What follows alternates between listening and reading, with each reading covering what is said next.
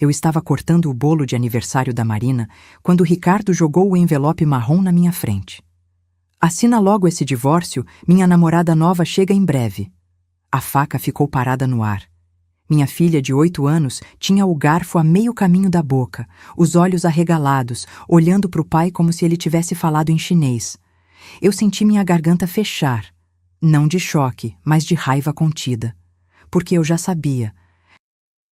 Há 3 semanas eu sabia de cada centavo, de cada mentira, de cada transferência bancária que ele fez, pensando que eu era burra demais para perceber. Mas ali, na frente da nossa filha, no aniversário dela, ele teve a coragem de fazer aquilo. Dona Célia, minha sogra, estava sentada na ponta da mesa. Ela não disse nada.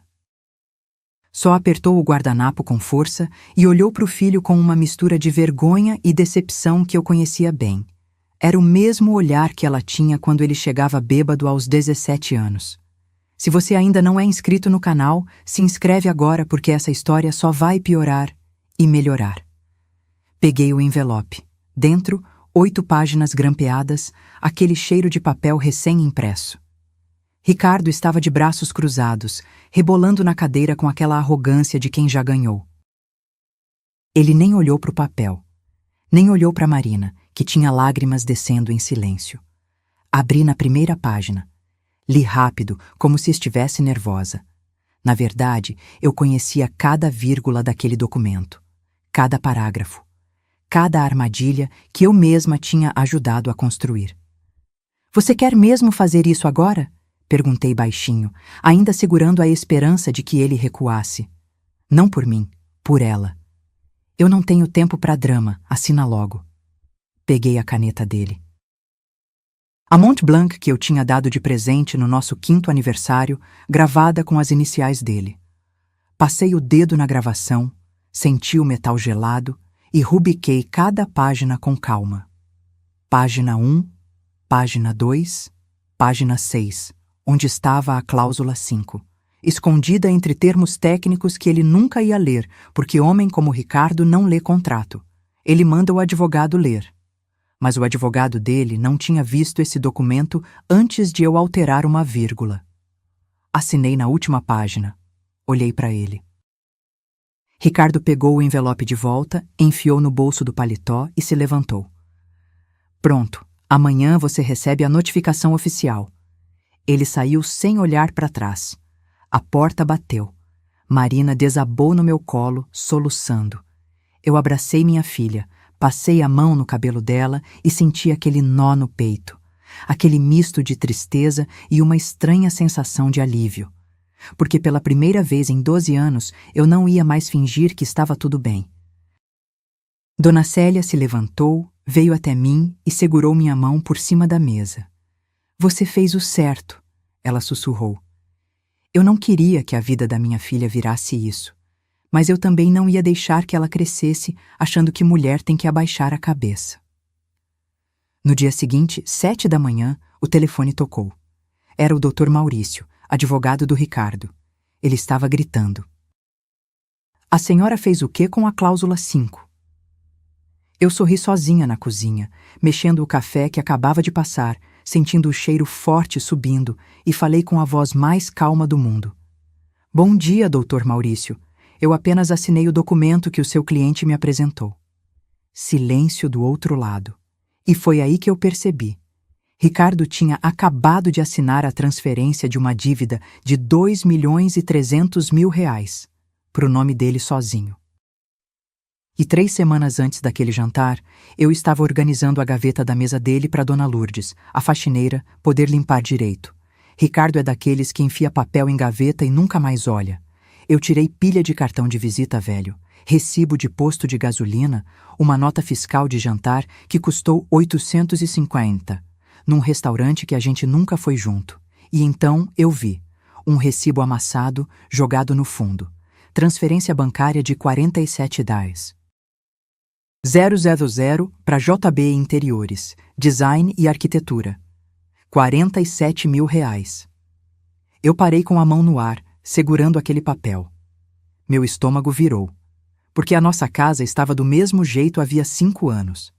Papel de parede descascando na sala, torneira da cozinha pingando, o mesmo sofá bege que eu implorava para trocar, e ele sempre dizia que não era prioridade. Sentei na cadeira dele, ainda segurando o recibo, e senti aquele cansaço nas pernas. Aquele cansaço que não é de corpo, é de alma. De tanto engolir desculpa. Peguei o celular e liguei para o número que estava no papel, com a voz mais calma que consegui. Alô, bom dia. Eu gostaria de um orçamento para reforma. A moça do outro lado atendeu com aquela voz profissional, alegre. JB Interiores, Design de Interiores. Juliana Borges, em que posso ajudar? Juliana. O nome que ele tinha gemido dormindo 2 semanas antes, quando chegou tarde, cheirando a uísque e perfume que não era o meu. Desliguei sem responder. Fiquei ali, parada, olhando para o recibo. 47 mil reais em decoração, para a casa de outra. Eu podia ter gritado. Podia ter ligado para ele no trabalho e feito um escândalo. Mas 10 anos trabalhando como assistente jurídica no escritório de advocacia de família me ensinaram uma coisa: prova vale mais que grito. Documento vale mais que lágrima. Tirei foto do recibo. Guardei o original numa pasta que criei naquele mesmo dia. Uma pasta física, azul, que escondi no armário do quarto de hóspedes. Porque papel não some com senha esquecida. Naquela noite, Ricardo chegou em casa às 10, reclamando de trânsito. Eu tinha feito strogonoff, a comida preferida dele. Coloquei o prato na frente dele, sentei do outro lado da mesa e perguntei: como foi o dia? Cansativo, reunião atrás de reunião. Ele comeu sem olhar para mim. Tinha um tique que eu nunca tinha reparado antes. Ele mexia na aliança com o polegar quando mentia. Girava, girava, girava. Eu senti raiva e, ao mesmo tempo, uma pontada estranha de pena.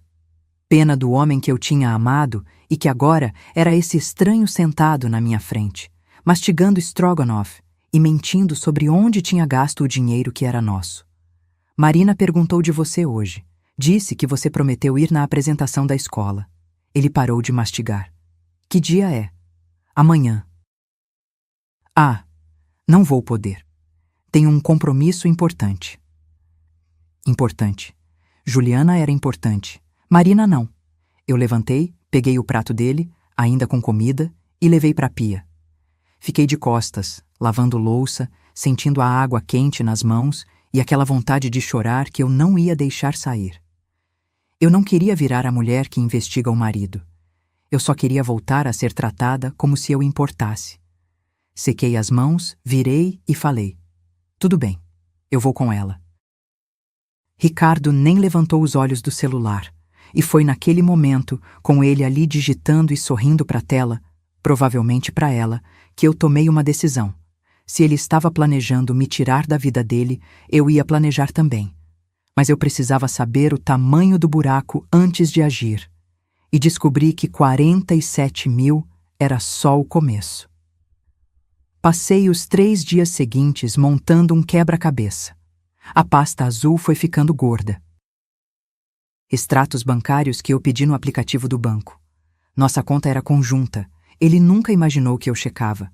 Prints de transferências, comprovantes, notas fiscais. Tudo organizado por data, com post-it amarelo marcando os valores mais altos.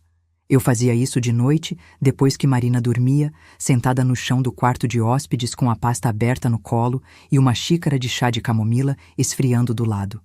Minha coluna doía. Eu ficava horas ali, anotando, somando, cruzando informações. E quanto mais eu somava, mais meu estômago embrulhava. 18 meses.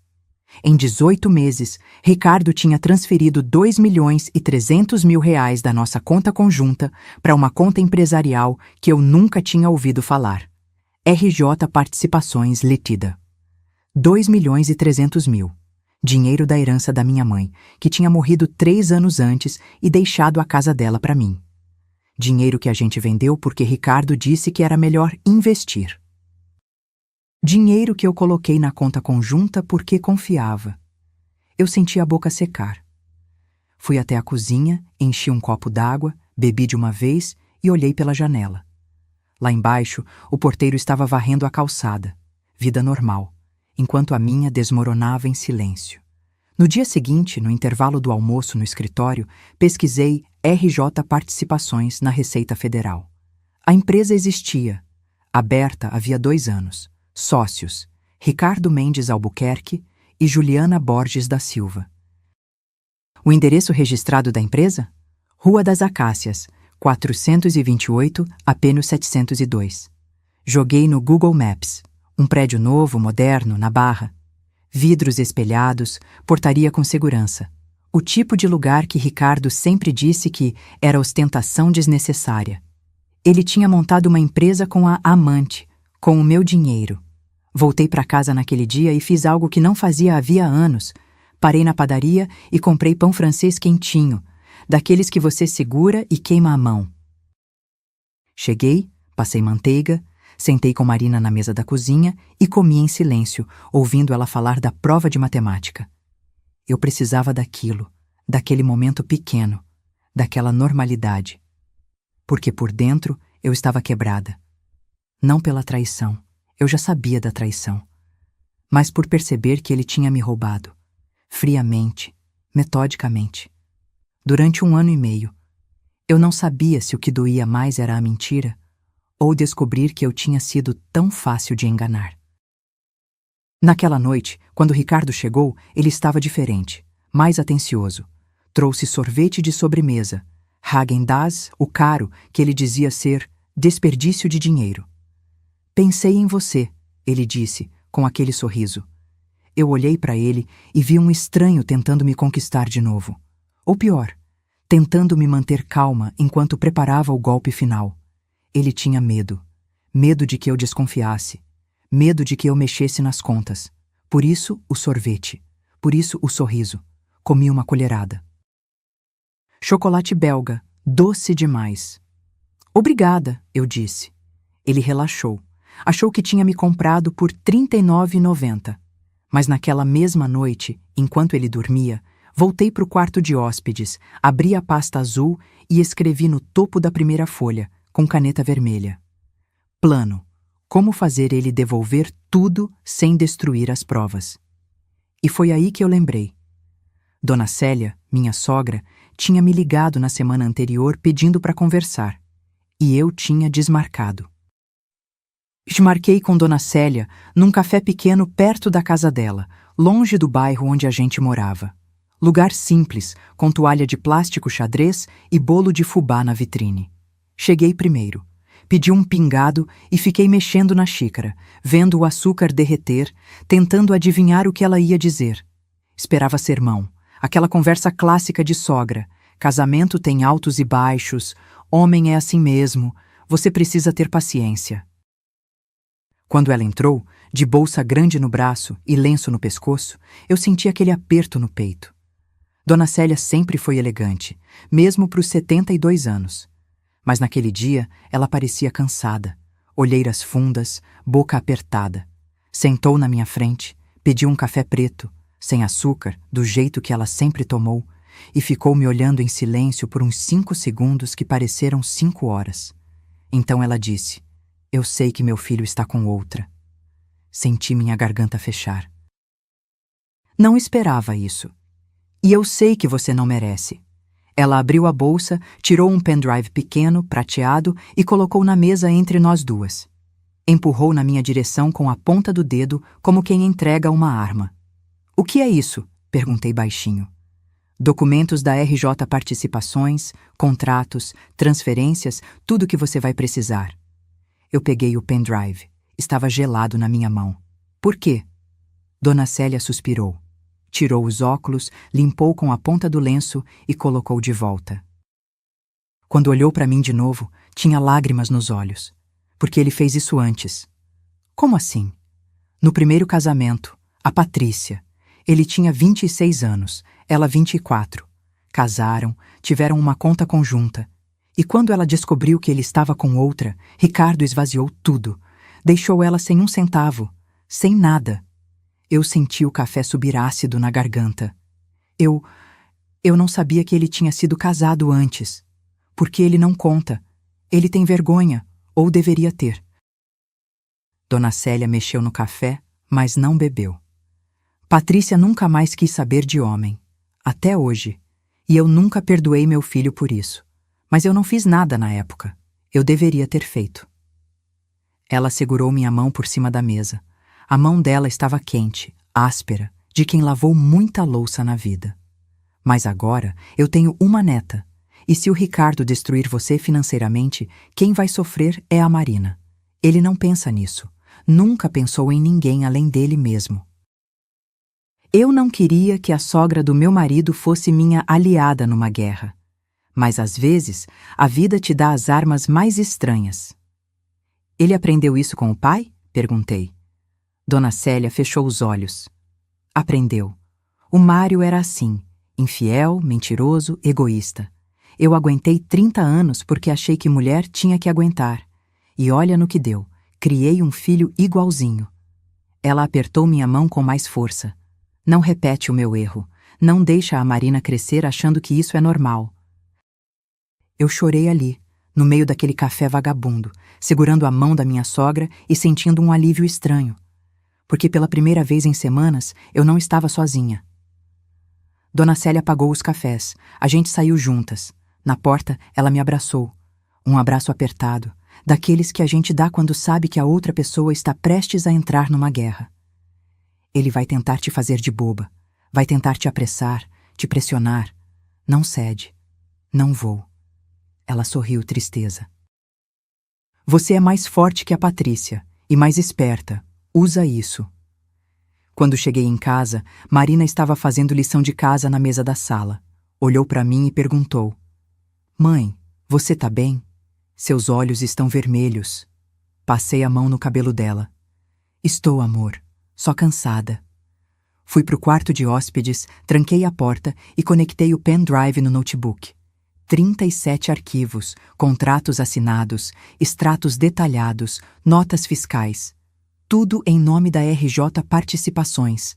Tudo carimbado, datado, oficial. E foi ali, olhando aqueles documentos, que eu percebi. Dona Célia não estava me ajudando só por mim. Ela estava tentando salvar a consciência dela. No dia seguinte, cheguei no escritório 1 hora mais cedo. Passei na padaria da esquina, comprei 2 pães na chapa e 2 cafés, um com açúcar, um sem. Sabia que o Dr. Henrique sempre chegava antes de todo mundo para ler processo em silêncio. Bati na porta da sala dele às 7h15. Entra. Doutor. Henrique estava de óculos de leitura na ponta do nariz, cercado de pilhas de papel. Levantou os olhos e franziu a testa quando me viu com a pasta azul debaixo do braço. Aconteceu alguma coisa? Preciso de ajuda, não como funcionária, como cliente. Ele tirou os óculos devagar. Me conhecia havia 10 anos. Sabia quando eu estava brincando e quando estava séria. Senta. Coloquei a pasta na mesa dele, abri e comecei a mostrar extratos, recibos, documentos da RJ Participações, prints de transferências. Enquanto ele ia virando as páginas, eu falava. Contei tudo. A Juliana, os 2,3 milhões desviados, a empresa fantasma, o apartamento na Barra. Dr. Henrique foi ficando cada vez mais quieto. Quando terminei, ele encostou na cadeira e passou a mão no rosto, um gesto que ele fazia quando pegava caso pesado. Isso aqui é desvio de patrimônio conjugal, simulação de empresa e possivelmente sonegação fiscal. Eu sei. Se você processar, vai ganhar, mas vai levar anos. E enquanto isso, ele pode esconder mais dinheiro, transferir bens, sumir com tudo. Eu senti aquele cansaço voltando nas pernas, porque era exatamente isso que eu tinha medo. E se ele assinar um documento assumindo tudo sozinho? Dr. Henrique parou. Olhou para mim com aquele olhar que eu conhecia bem, o olhar de quem acabou de ver a jogada. Seria genial, mas como? Nenhum advogado minimamente competente deixa o cliente assinar isso. Eu respirei fundo. Ele tá com pressa. Quer me fora rápido? Por quê? Abri a bolsa e tirei uma coisa que eu tinha encontrado 2 dias antes, quando fui jogar o lixo do banheiro da nossa suíte. Um teste de gravidez. positivo, embrulhado em papel higiênico, jogado no fundinho da lixeira. Não era meu. Eu tinha ligadura há 4 anos. Dr. Henrique olhou para o teste e seu rosto fechou completamente. A amante tá grávida. Sim. E ele vai querer resolver isso antes que vire escândalo. Homem como Ricardo odeia escândalo. Odeia perder o controle da narrativa. Eu não queria ser esse tipo de mulher, a que planeja friamente, que arma cilada. Mas eu também não ia deixar ele me destruir só para manter a pose de bonzinho. Dr. Henrique levantou. Foi até a janela. Ficou olhando a rua lá embaixo, o trânsito começando, o mundo acordando. Depois voltou e sentou na beirada da mesa, de frente para mim. Eu vou preparar um documento de divórcio consensual. 8 páginas. Linguagem jurídica padrão. Vai parecer normal à primeira vista. E a cláusula 5? Vai estar na página 6, no meio de um parágrafo sobre divisão de dívidas conjugais. Termo técnico: assunção unilateral de passivos conjugais ocultos. Traduzindo: qualquer dívida que um dos cônjuges contraiu sem conhecimento do outro vira responsabilidade exclusiva de quem contraiu. Eu senti meu coração acelerar. E se o advogado dele ler? O advogado dele vai ler.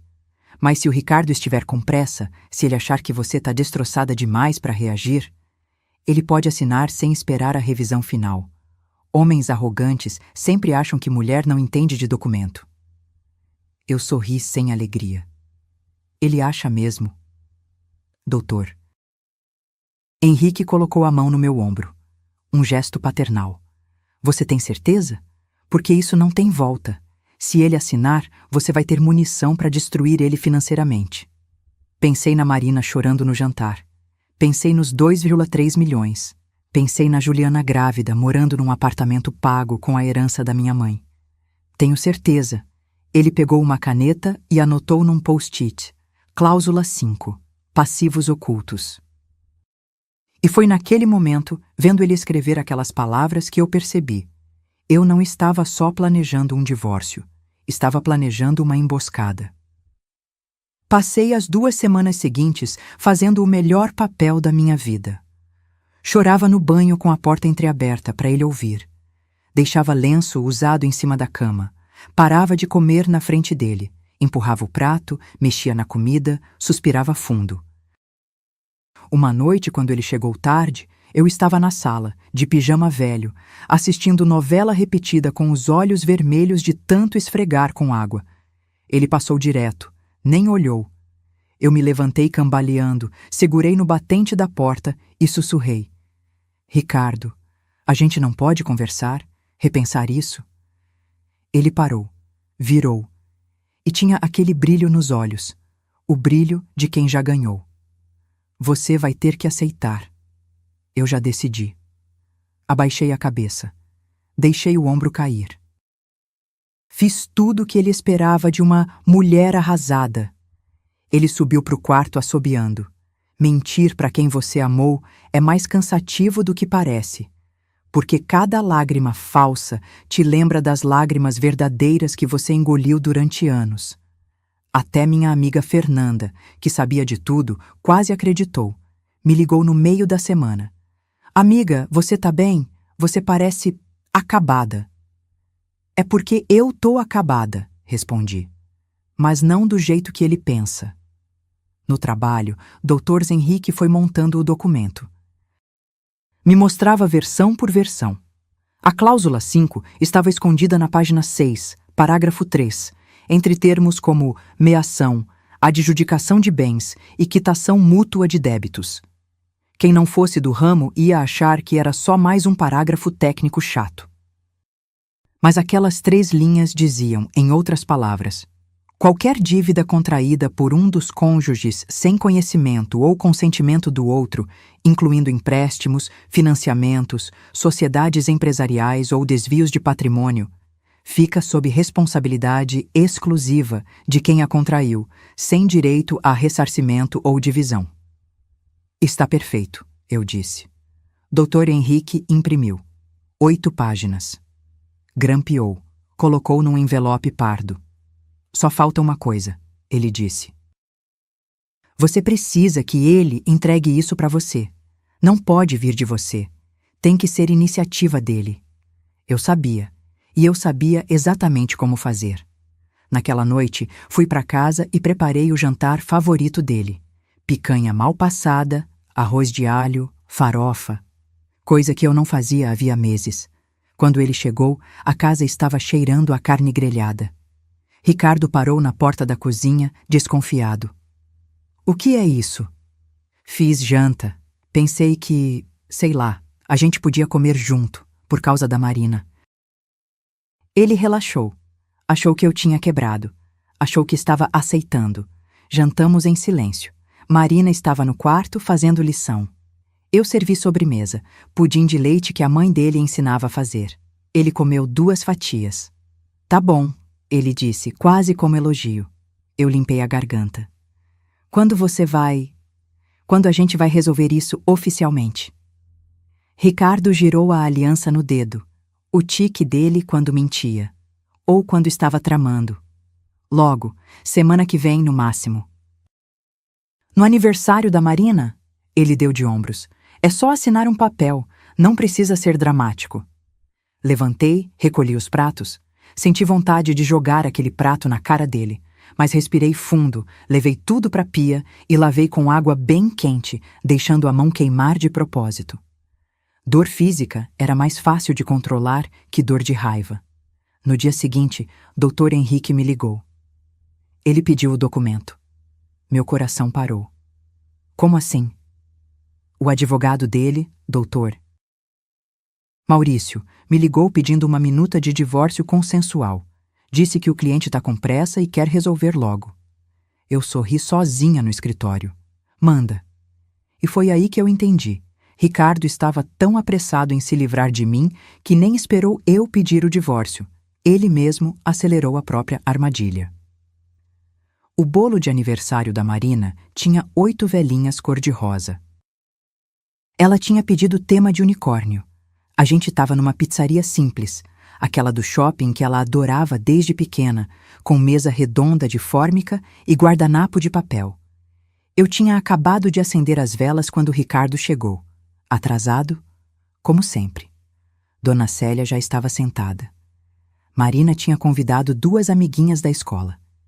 Eu estava tirando foto com o celular, sorrindo, fingindo que estava tudo bem, quando ele puxou a cadeira, sentou e jogou o envelope marrom na minha frente. Ele nem esperou eu guardar o celular.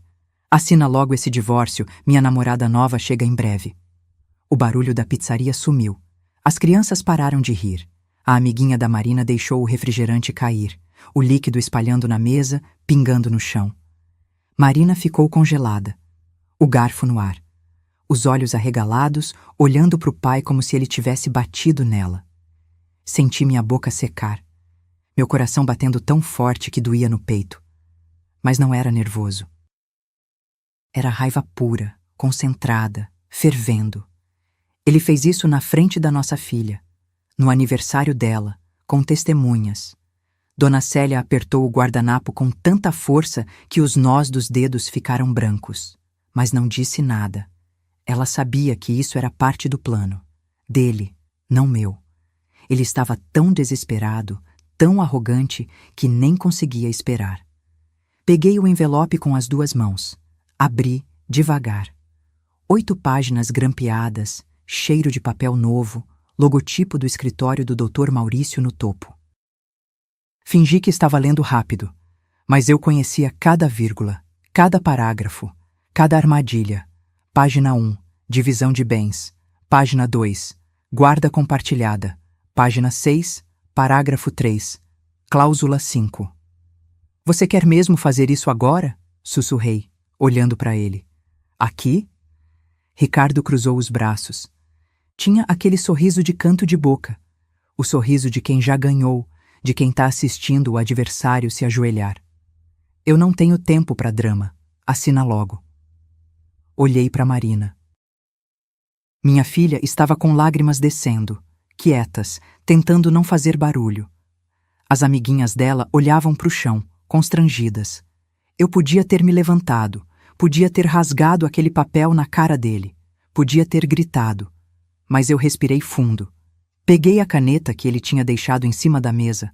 A Mont Blanc gravada com as iniciais dele. Aquela que eu tinha dado no nosso 5º aniversário.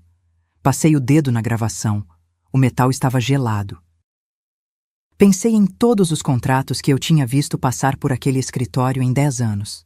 Todas as mulheres que tinham saído de lá sem nada porque confiaram, porque não leram, porque acharam que amor era garantia. Eu não ia ser mais uma. Rubricei a primeira página. Devagar. Com calma. Segunda página. Terceira. Sexta. Onde estava a cláusula 5, escondida entre termos técnicos que ele nunca ia ler. Porque homem como Ricardo não lê contrato. Ele assina. Ele manda. Ele confia que está no controle. Terminei na 8ª página. Assinei meu nome completo. Coloquei a data. 15 de março de 2025. Empurrei o documento de volta para ele. Ricardo pegou sem olhar, enfiou no bolso do paletó, levantou e disse: "Pronto, amanhã você recebe a notificação oficial." Ele saiu. Nem olhou para Marina. Nem olhou para a mãe dele. A porta do restaurante bateu. Marina desabou no meu colo, soluçando alto, daquele jeito que criança chora quando o mundo dela desmorona. Abracei ela com força, passei a mão no cabelo dela, senti o corpinho pequeno tremendo. As amiguinhas foram embora sem comer bolo. Dona Célia veio sentar do meu lado. Segurou minha mão por baixo da mesa, apertou forte e sussurrou no meu ouvido. Ele não leu. Eu sei. Ela sorriu tristeza. Meu filho acaba de assinar a própria sentença. Levei Marina para casa. Dei banho nela. Coloquei para dormir. Cantei a música de ninar que eu cantava desde que ela era bebê. Quando ela finalmente dormiu, fui pro quarto de hóspedes, sentei no chão, encostei a cabeça na parede e finalmente chorei. Chorei pela Marina. Pelo casamento que acabou, pela mulher que eu fui e que nunca mais ia ser. Mas também chorei de alívio, porque pela primeira vez em 12 anos eu não ia mais fingir. E na manhã seguinte, às 7 horas, o telefone tocou. E 7 da manhã. Eu estava na cozinha, ainda de roupão, passando café. Marina dormia. A casa estava em silêncio, só o barulho do café pingando no bule, aquele cheiro forte subindo. O telefone tocou. Olhei para o visor. Dr. Maurício Andrade, advocacia. Atendi no segundo toque. Alô? A senhora alterou a cláusula 5. A voz dele veio tão alta que tive que afastar o celular da orelha. Dr. Maurício estava gritando. Gritando mesmo, daquele jeito que advogado de 30 anos de carreira não grita. Bom dia, doutor. Maurício, respondi, com a voz mais calma do mundo, mexendo o café com a colherinha. Tudo bem? Não está tudo bem. A senhora incluiu uma cláusula de transferência unilateral de passivos. Isso é fraude. Peguei a xícara, levei até a mesa, sentei. Minha mão estava tremendo, não de medo, de adrenalina, mas minha voz saiu firme. Doutor Maurício, eu apenas assinei o documento que o seu cliente me apresentou. Todas as páginas estão rubricadas por ele, inclusive a página 6. Silêncio do outro lado. Ouvi ele respirando pesado.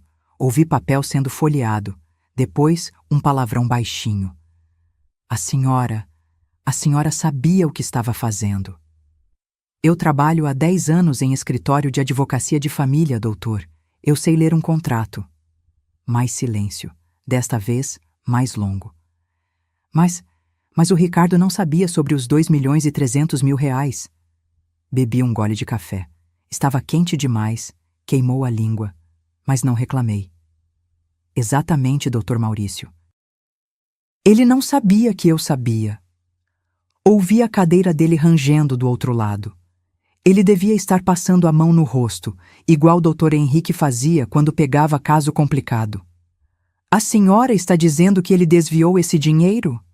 Estou dizendo que ele abriu uma empresa com a amante usando o dinheiro da nossa conta conjunta. Empresa essa que está registrada no endereço do apartamento onde a amante mora. Apartamento reformado com 47 mil reais que também saíram da nossa conta. Tudo documentado. Silêncio mortal. Eu não queria gostar daquilo. Não queria sentir prazer em ver o advogado dele percebendo que o próprio cliente tinha se enterrado. Mas, sinceramente, eu gostei. Doutora... Ele parou. A senhora não é advogada. Não sou, mas sou assistente jurídica há uma década. E aprendi que documento assinado é documento valendo. Dr. Maurício pigarreou. Quando voltou a falar, a voz estava diferente, mais baixa. Profissional, mas derrotada. A senhora tem provas disso? Tenho extratos bancários, contratos sociais, recibos, notas fiscais e prints de transferências. Tudo datado, carimbado e registrado em cartório quando necessário. Ouvi ele suspirar fundo. E a senhora gravou essa ligação? Olhei para o celular. Eu não tinha gravado. Mas, sim, menti. Porque homem como o Dr. Maurício precisava acreditar que eu estava 3 passos à frente. Sempre. Entendo. Ele ficou quieto por uns segundos. Depois, a senhora sabe que o Ricardo vai tentar reverter isso judicialmente, né? Eu sei. E sei que ele vai perder. Porque a cláusula 5 não foi incluída por mim, doutor. Ela estava no documento original que o senhor preparou e que ele assinou sem ler. Dr. Maurício não respondeu, porque a gente 2 sabia a verdade. Ricardo tinha assinado com pressa, sem esperar revisão final, sem ler linha por linha, e agora estava preso. Vou ter que informar meu cliente, ele disse, a voz cansada. Por favor, e quando falar com ele, pode avisar que estou aguardando a devolução integral dos 2.300.000 reais. Ou a gente resolve isso no acordo de divórcio ou na justiça. A escolha é dele. Desliguei. Fiquei ali sentada, segurando o celular, ouvindo o café esfriando na xícara. Lá fora, o porteiro estava lavando a calçada. Vida normal. Enquanto a minha virava do avesso. Marina apareceu na porta da cozinha, de pijama, esfregando os olhos. Mãe, com quem você estava falando? Sorri para ela. Com ninguém importante, amor. Quer panqueca? Ela sorriu. Aquele sorriso banguela, com o dente de leite faltando na frente. Quero. Levantei, peguei a farinha, os ovos, comecei a fazer a massa. Marina sentou na banqueta, balançando as pernas, me contando um sonho que tinha tido com unicórnios. E enquanto eu mexia a massa, senti uma coisa estranha. Paz. Porque em menos de 2 horas, Ricardo ia descobrir que tinha ficado com uma dívida de 2,3 milhões de reais sozinho, e que a esposa submissa nunca existiu. 3:30 da tarde. Eu estava saindo do escritório, de bolsa no ombro e aquele cansaço bom de quem trabalhou o dia todo. Tinha reunião com cliente, organização de processo, atendimento, vida normal. Desci para o estacionamento do prédio. O sol batia forte naquele horário, refletindo nos carros. Coloquei a bolsa no banco de trás, estava abrindo a porta quando ouvi: "Você me enganou." Virei. Ricardo estava vindo na minha direção, vermelho, suado, com a camisa social amarrotada. Devia ter vindo direto do trabalho. Ou talvez nem tivesse conseguido trabalhar direito. Fechei a porta do carro devagar. "Oi, Ricardo." "Não me vem com oi. Aquela cláusula não estava no documento." Ele gritou tão alto que o seu João, o manobrista, olhou para nossa direção. Fiz sinal de que estava tudo bem.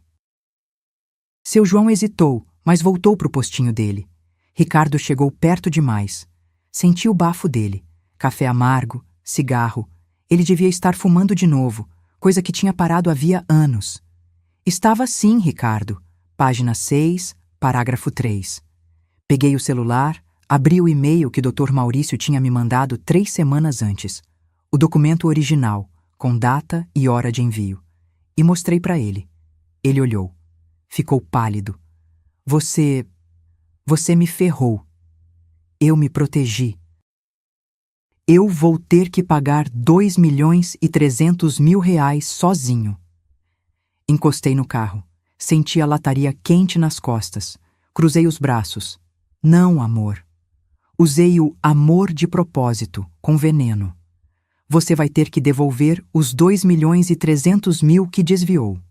A cláusula diz que dívidas contraídas unilateralmente, sem conhecimento ou consentimento do cônjuge, são de responsabilidade exclusiva de quem contraiu. E você criou a RJ Participações sem o meu consentimento. Ele abriu a boca. Fechou. Abriu de novo. Mas eu não sabia que você sabia. Exatamente. Olhei nos olhos dele. Olhos que eu tinha amado, olhos de um estranho. Você me subestimou. Achou que eu era burra demais para perceber. Achou que 10 anos trabalhando com direito de família não tinham me ensinado nada. Eu esperava sentir raiva. Mas o que eu sentia era uma tristeza estranha. Tristeza pelo homem que ele podia ter sido e escolheu não ser. Ricardo passou a mão no cabelo, nervoso. Tinha um tique no olho esquerdo, coisa que só aparecia quando ele estava desesperado de verdade. Você não pode fazer isso comigo. Eu já fiz. Ele deu um passo para trás, encostou no carro do lado, ficou ali parado, olhando para o chão, respirando pesado. A Juliana, ela me deixou. Não era pergunta, era constatação. Ela descobriu do apartamento? Ele assentiu sem levantar a cabeça. Descobriu que tudo estava no meu nome, que eu ia ter que devolver. Descobriu que eu não tenho dinheiro. E te deixou. Silêncio. Por um segundo, só um segundo, eu senti pena dele. Pena do homem quebrado encostado num Civic preto no estacionamento, percebendo que tinha perdido tudo. A amante, o dinheiro, o controle. Mas aí eu lembrei da Marina chorando na pizzaria. Lembrei dos 2,3 milhões. Lembrei dele dizendo: assina logo, minha namorada nova chega em breve, na frente da nossa filha. E a pena passou. Ricardo, você tem 2 opções. Minha voz saiu firme. Ou você devolve o dinheiro em 36 parcelas, conforme a cláusula, e a gente resolve isso no consensual. Ou eu entro com processo judicial, anexo todas as provas e você explica para o juiz como desviou herança de viúva para bancar apartamento de amante grávida. Ele levantou os olhos. Estavam vermelhos. Eu vou ficar sem nada. Não. Você vai ficar com o apartamento onde você mora, o carro, a sua parte da empresa de verdade que você tem com o sócio. Vai ficar com visitação regulamentada com a Marina. Vai ficar com sua dignidade se ainda tiver alguma. Peguei a chave do carro. Abri a porta. E vai aprender. Falei antes de entrar. Que subestimar mulher tem preço. Entrei no carro. Liguei. Ricardo continuava parado, encostado no Civic, olhando para mim como se estivesse vendo um fantasma. Dei ré. Passei por ele. Pelo retrovisor, vi ele escorregar pelo carro até sentar no chão do estacionamento, de terno, no meio da tarde, com a cabeça entre as mãos. Eu não queria que ele sofresse. Eu só queria que ele entendesse. Dirigi até em casa com as mãos tremendo no volante. Parei num sinal. Uma mãe atravessava a faixa de pedestres com uma menininha de mãos dadas. A menina pulava, rindo. Pensei na Marina. E pensei, eu fiz isso por ela, para ela nunca achar que precisa abaixar a cabeça. Quando cheguei em casa, Dona Célia estava esperando na porta do prédio. Ele ligou chorando, ela disse. Pedindo dinheiro emprestado, eu disse não. 2 dias depois, eu estava no escritório organizando uma pasta, quando a Cíntia, a recepcionista, apareceu na porta. Tem uma moça aqui querendo falar com você. Quem? Não quis dar o nome, mas tá grávida. Bem grávida. Meu estômago apertou. Eu sabia quem era. Manda entrar. Juliana Borges entrou na salinha de reunião pequena. Barriga de uns 6 meses, vestido justo azul marinho, salto alto, daqueles que grávida não devia usar. Cabelo liso, comprido, maquiagem impecável, bonita, jovem. Devia ter uns 28 anos. Ela fechou a porta e ficou de pé, segurando a bolsa com as 2 mãos. Você precisa liberar o Ricardo. Não era pedido, era ordem. Levantei da cadeira devagar. Senti minha coluna doer. Tinha dormido mal a noite inteira pensando em tudo. Encostei na mesa. Senta. Eu não vou. Senta, Juliana. Ela hesitou, mas sentou. Colocou a bolsa no colo, numa postura defensiva. Peguei um copo de papel, enchi de água no filtro e coloquei na frente dela. Gesto automático. Grávida precisa de água. Minha mãe tinha me ensinado isso. Eu não queria odiar ela. Ela também tinha sido enganada. Mas era difícil sentir pena de quem ajudou a destruir a sua família. Você sabe que o apartamento onde você mora está no nome dele, mas foi pago com dinheiro meu? Perguntei com calma. Juliana empalideceu. A maquiagem não escondeu. Ele disse que era herança dele. Não era. Era herança da minha mãe. Ela morreu de câncer 3 anos atrás. Deixou a casa para mim. A gente vendeu. Eu coloquei o dinheiro na conta conjunta porque confiava nele. Abri a gaveta, tirei uma pasta, não a azul, uma cópia, e coloquei na mesa. Extrato bancário por cima. 2.300.000 desviados em 18 meses, transferidos para RJ Participações, a empresa que vocês dois abriram. Juliana olhou para os papéis. A mão dela tremeu quando pegou o extrato. Eu não sabia desses valores todos. Eu imagino. Ele te disse o quê? Que era empresário bem-sucedido? Que ia construir um futuro com você? Ela não respondeu. Mas os olhos encheram de lágrimas. Sentei na cadeira de frente para ela. Respirei fundo. Senti cheiro de perfume caro. Chanel, provavelmente. Perfume que eu pagava sem saber. Juliana, pela cláusula 5 do divórcio, o Ricardo vai ter que devolver até o último centavo, inclusive o apartamento onde você mora, porque foi comprado com patrimônio conjugal desviado. Ela levantou os olhos em pânico. Mas eu tô grávida. Eu não tenho para onde ir. Você tem família? Silêncio. Tem mãe, pai, irmão? Tenho. Mas a gente brigou. Por causa dele. Ela abriu mão da família por um homem casado. E agora estava sozinha, grávida, descobrindo que o príncipe encantado era um mentiroso falido. Eu podia ter sido cruel. Podia ter dito, problema seu. Mas olhei para a barriga dela e pensei, tem um bebê no meio disso. Um bebê que não pediu para nascer dessa bagunça. O apartamento não é seu, falei mais gentil. Mas o Ricardo vai ter que pagar pensão para o filho. Isso é garantido por lei. Você pode entrar com ação de alimentos mesmo antes do bebê nascer. Juliana limpou as lágrimas com as costas da mão. A maquiagem borrou. Ele não tem dinheiro. Ele tem. Ele tem salário, tem carro, tem a parte dele numa empresa de verdade. Ele não vai ficar rico, mas vai poder pagar pensão. Ela ficou quieta. Depois, pegou a bolsa, levantou devagar. Grávida de 6 meses, levanta tudo devagar. E olhou para mim com uma mistura de raiva e vergonha. Você planejou isso tudo. Eu me defendi. Juliana foi até a porta. Parou com a mão na maçaneta. Ele disse que você era fraca, que era fácil de manipular. Olhei para ela. E você acreditou. Ela saiu sem responder. Fiquei ali sentada, sozinha na salinha, ouvindo o barulho do escritório lá fora. Telefone tocando. Gente conversando. Impressora imprimindo.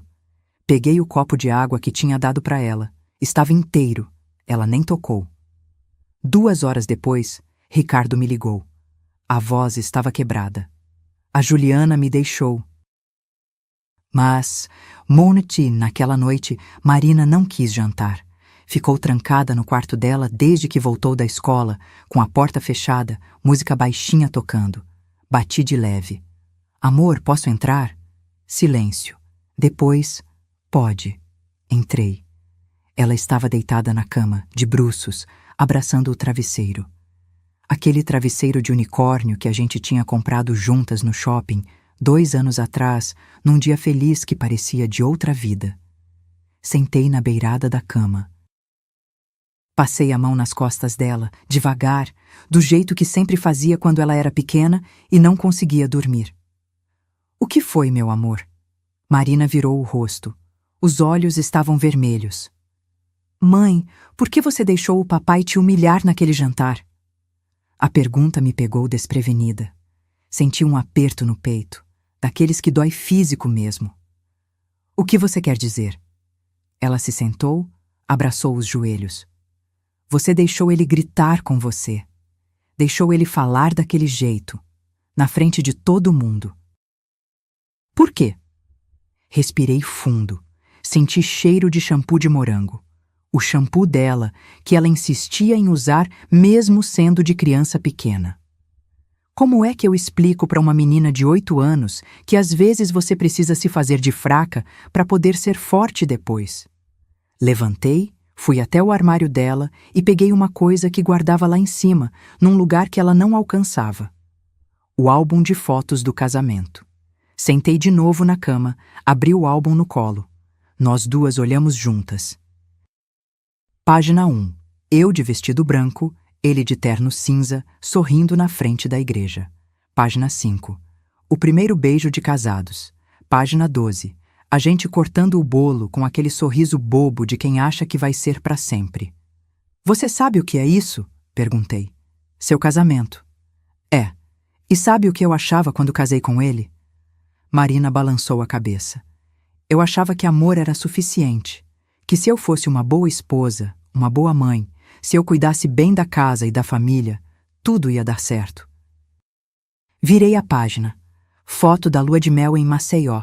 Praia, sol, a gente de mãos dadas. Mas não deu, né? Marina disse baixinho. Não deu. Porque seu pai, ele não me respeitava. E quando alguém não te respeita, não importa o quanto você ame. Não funciona. Eu não queria chorar na frente dela, mas senti as lágrimas vindo, porque pela primeira vez eu estava admitindo em voz alta: meu casamento foi uma mentira. Marina limpou uma lágrima que escorreu no meu rosto. Então por que você deixou ele gritar com você? Porque às vezes, meu amor, você precisa deixar as pessoas mostrarem quem realmente são. Eu sabia que seu pai ia fazer aquilo, e eu sabia que precisava de provas. Provas de quê?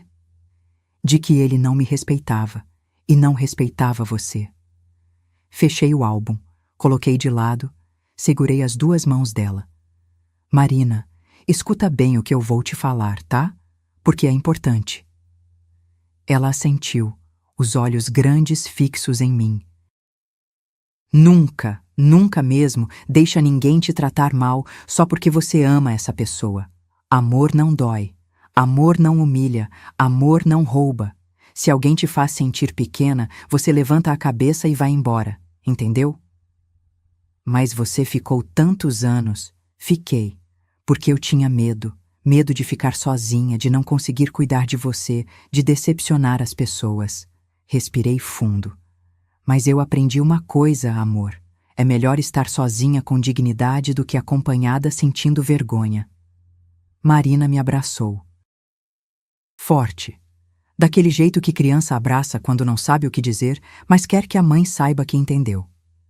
Eu abracei de volta. Senti o cheiro de morango do cabelo dela, senti o coração apertado de dor e ao mesmo tempo cheio de orgulho. Orgulho por estar ensinando para minha filha que mulher não abaixa a cabeça. Eu chorava. Mas não era choro de fraqueza. Era choro de luto pelo que podia ter sido e nunca foi. Fiquei ali, abraçada com ela, até sentir que ela relaxou. Deitei ela na cama, cobri com o lençol, aquele lençol de unicórnio que combinava com o travesseiro, e beijei a testa dela. Você é a pessoa mais corajosa que eu conheço, mãe. Marina sussurrou, já quase dormindo. Sorri, com lágrimas escorrendo, mas sorri. Aprendi com você, meu amor. Apaguei a luz. Saí do quarto devagar. Fechei a porta. Fui para a cozinha. Esquentei um resto de café na caneca, mesmo sendo 10 da noite. Sentei na mesa e fiquei olhando para a parede. Só olhando. O telefone tocou. Ricardo, Atendi. Oi. A voz dele estava rouca, quebrada. A gente pode conversar? Marquei com Ricardo numa cafeteria perto do escritório. Lugar neutro, público, com gente em volta. Não queria conversa dentro de casa, com Marina podendo ouvir. Cheguei primeiro. Pedi um café preto, sem açúcar. Tinha enjoado de doce. Fiquei mexendo na xícara, vendo o líquido escuro formar redemoinhos, quando ele entrou. Ricardo parecia 10 anos mais velho. Barba por fazer. Olheiras fundas, camisa amarrotada. Ele, que sempre foi meticuloso com roupa, que passava ferro até em camiseta. Sentou na minha frente sem pedir nada. Só sentou. Ficamos ali em silêncio, uns 30 segundos que pareceram 30 minutos. O barulho da cafeteria em volta. Máquina de café apitando, gente rindo, cadeira arrastando. Vida normal, enquanto a nossa explodia. Ele pigarreou. A voz saiu rouca. Eu errei. Não respondi. Só esperei. Errei com você. Errei com a Marina. Errei. Com tudo. Senti uma pontada estranha no peito, uma mistura de raiva e uma pena esquisita. Porque o homem sentado na minha frente não era o Ricardo arrogante da pizzaria. Era um estranho quebrado. Eu queria sentir vitória. Mas o que sentia era um vazio cansado. O vazio de perceber que não sobrou nada para salvar. Por que você me chamou aqui? Perguntei, baixo. Para ver se a gente pode renegociar. Renegociar o quê? O valor, o prazo, sei lá. Ele passou a mão no rosto. Eu vou ficar sem nada. Bebi um gole do café. Estava amargo demais. Não pedi açúcar. Você não vai ficar sem nada, Ricardo. Você vai ficar com o apartamento onde mora, com o carro, com a sua parte na empresa de verdade que você tem com o Marcelo. Vai ficar com visitação regulamentada com a Marina aos domingos. Mais 2.300.000 em 36 parcelas são mais de 60 mil por mês. Eu sei fazer conta. Ele se inclinou para frente, os cotovelos na mesa, as mãos entrelaçadas, numa postura quase de súplica. Eu não consigo pagar isso. Deveria ter pensado nisso antes de desviar o dinheiro. Mas eu não sabia que você ia descobrir. A frase ficou no ar. Ele percebeu o que tinha dito. Percebeu que tinha acabado de admitir, em voz alta, que planejava me roubar e sumir. Eu olhei nos olhos dele. Olhos castanhos que eu tinha amado. Olhos que agora pareciam de outra pessoa. Ricardo, você me humilhou na frente da nossa filha. No aniversário dela. Desviou 2.300.000 da herança da minha mãe. Montou uma vida paralela por 1 ano e meio. E só está aqui porque perdeu. Ele abaixou a cabeça. Eu sei. Você não está arrependido de ter feito. Você está arrependido de ter sido pego. Silêncio, porque era verdade.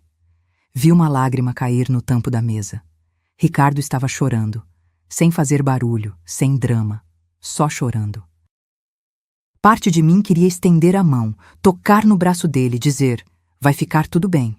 Mas eu não podia, porque perdoar agora seria trair tudo que eu tinha lutado para conquistar. Você tem 2 opções, falei firme. Paga em 36 parcelas conforme a cláusula. Ou eu entro com processo, anexo todas as provas e você explica para o juiz e para Marina, quando ela crescer, como gastou a herança da avó dela para bancar apartamento diamante. Ricardo levantou os olhos. Por favor. Não. Não tem por favor. Tem consequência. Abri a bolsa, tirei um documento que Dr. Henrique tinha preparado.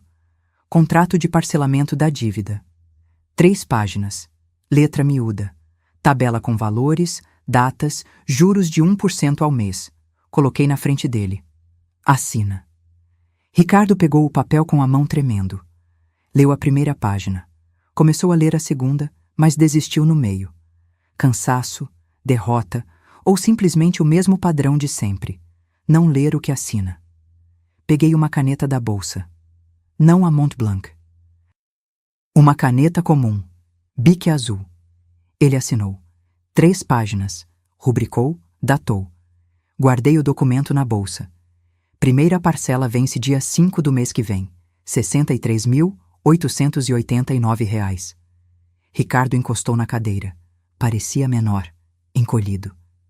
E a Juliana? Perguntei. Não sei por que perguntei. Curiosidade mórbida, talvez. Foi embora. Voltou para Goiânia. Vai ter o bebê lá. Você vai pagar pensão? Vou, quando nascer. Ele olhou para mim. Você sabia que ela estava grávida antes de eu saber? Sabia? Achei o teste de gravidez no lixo. Ele quase sorriu. Quase. Um sorriso amargo, de quem percebeu que foi xadrez do começo ao fim. Você é mais inteligente do que eu jamais imaginei. Levantei. Peguei a bolsa. Não, Ricardo. Você só me subestimou. Deixei dinheiro para pagar o café na mesa e saí. Lá fora, o sol estava se pondo. Céu alaranjado, trânsito pesado, buzina, gente correndo pro ônibus. São Paulo em movimento. Respirei fundo. Senti o ar frio entrando nos pulmões. Eu tinha vencido. Mas vitória não era alegria, era só alívio. E enquanto andava até o carro, pensei, agora começa a parte mais difícil, reconstruir. 6 meses depois. Estou no auditório da faculdade, de beca preta, segurando o diploma. Pós-graduação em Direito de Família. 2 anos fazendo aula de noite, escondida, enquanto Ricardo achava que eu estava em reunião de book club. Olho para a plateia. Marina está na primeira fileira, ao lado da Dona Célia.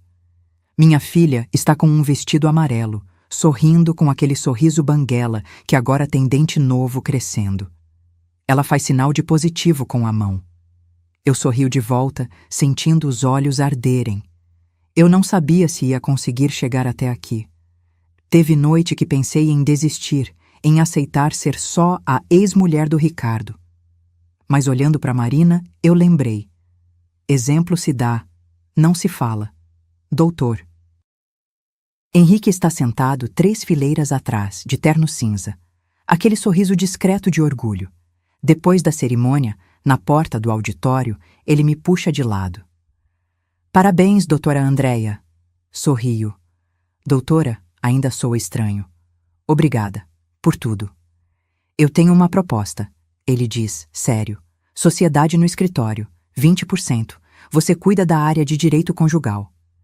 Meu coração dispara. Sinto aquele frio na barriga. Não de medo, de emoção pura. Eu aceito. A gente aperta as mãos. Acordo fechado. No caminho de casa, paro no banco. Gerente me recebe numa salinha reservada, aquelas que tem café e bolacha. Abro a poupança que criei para Marina 3 meses atrás. R$ 1.500.000. Herança da avó dela. Finalmente no lugar certo. Quando ela fizer 18, isso aqui vai pagar a faculdade que ela quiser, falo para gerente. Ele sorri. E a senhora vai fazer o quê com o resto? Respiro fundo. 800 mil vão para doação.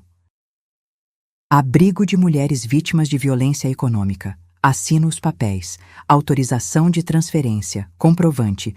Tudo certinho. Documentado. Porque dinheiro sujo só vira limpo quando serve para coisa boa. À noite, em casa, Marina já dormindo. Vou pro meu novo escritório. O quarto de hóspedes que virou meu espaço. Mesa nova, computador novo, estante com livros de direito.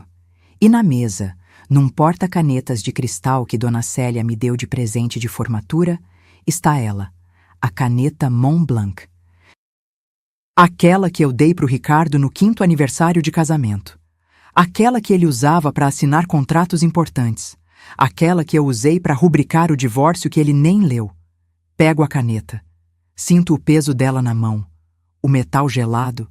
A gravação das iniciais dele que nunca vou apagar, porque não é sobre esquecer, é sobre ressignificar.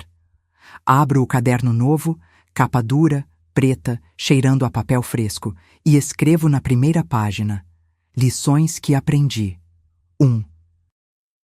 Quem não lê o que assina, assina o próprio fim.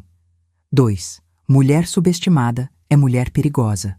3. Dignidade não se negocia. Jamais. Fecho o caderno. Coloco a caneta de volta no porta-canetas. Olho pela janela. São Paulo lá embaixo, iluminada, barulhenta, viva. Marina dormindo no quarto ao lado. Dona Célia que me liga todo domingo para saber como estamos.